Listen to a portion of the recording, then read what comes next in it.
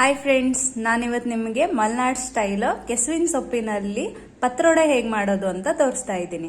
So ಇಲ್ಲಿ ನೋಡಿ, ಎರಡು ತರ ಪತ್ರೊಡೆಯನ್ನ ಮಾಡ್ಬೋದು. ಕೆಲವೊಬ್ರು ಇಡ್ಲಿ ಪಾತ್ರೆಯಲ್ಲಿ ಹಬೆಯಲ್ಲಿ ಬೇಯಿಸ್ತಾರೆ, ಕೆಲವೊಬ್ರು ತವಾ ಮೇಲೆ ಫ್ರೈ ತರನು ಬೇಯಿಸ್ತಾರೆ. ನಾನು ನಿಮ್ಗೆ ಫ್ರೈ ತರ ಹೇಗೆ ಮಾಡೋದು ಅಂತ ಹೇಳಿ ತೋರಿಸ್ತೀನಿ.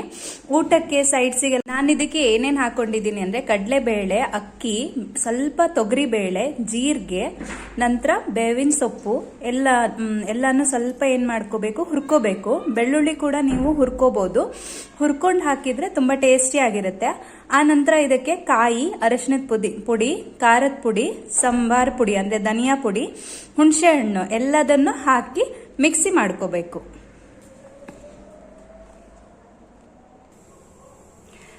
ಈ ತರ ಮಿಕ್ಸಿ ಮಾಡಿಟ್ಕೊಂಡಿದ್ದೀನಿ. ಇದನ್ನ ನಾವು ಈಗ ಕೆಸುವಿನ ಸೊಪ್ಪಿಗೆ ಹಚ್ಚೋಣ. ಸೊ ಇಲ್ಲಿ ನೋಡಿ, ಫ್ರೆಶ್ ಆಗಿರೋ ನಮ್ಮ ಮಲ್ನಾಡ್ ಸೈಡಿನ ಎಲೆ, ಕೆಸುವಿನ ಎಲೆ ಸಿಕ್ಕಿದೆ. ಈಗ ಇದನ್ನ ತೊಳೆದು ಒರೆಸಿ ಇಟ್ಕೊಳ್ಳೋಣ.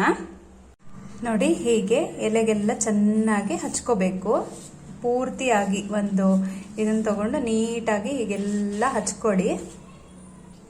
ಈ ತರ ಕಂಪ್ಲೀಟ್ ಆಗಿ ಹಚ್ಚಿದ್ಮೇಲೆ ಇದರ ಮೇಲೆ ಮತ್ತೊಂದು ಎಲೆ ನೋಡಿ ಹೀಗೆ ರೋಲ್ ಮಾಡಬೇಕು.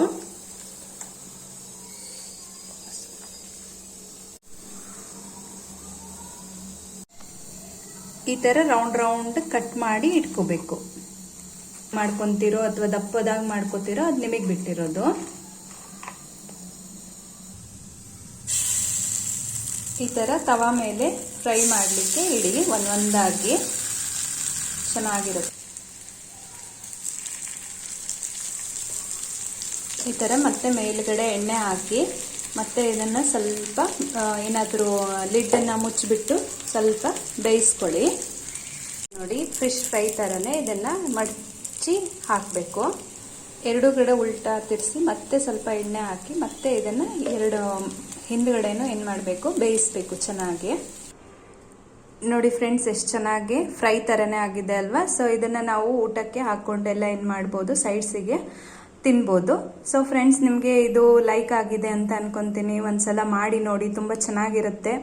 So thank you friends. ನಮ್ಮ ಚಾನಲ್ನ ಹೀಗೆ ಸಪೋರ್ಟ್ ಮಾಡ್ತಾ ಇರಿ. ನಮ್ಮ ಚಾನಲ್ಗೆ ಸಬ್ಸ್ಕ್ರೈಬ್ ಆಗಿ, ಲೈಕ್ ಮಾಡ್ತಾ ಇರಿ. ಹೇಗಾಗಿದೆ ಅಂತ ಮಾಡಿಬಿಟ್ಟು ಕಮೆಂಟ್ ಮಾಡಿ ಕಮೆಂಟ್ ಬಾಕ್ಸಲ್ಲಿ ತಿಳಿಸಿ. Thank you friends.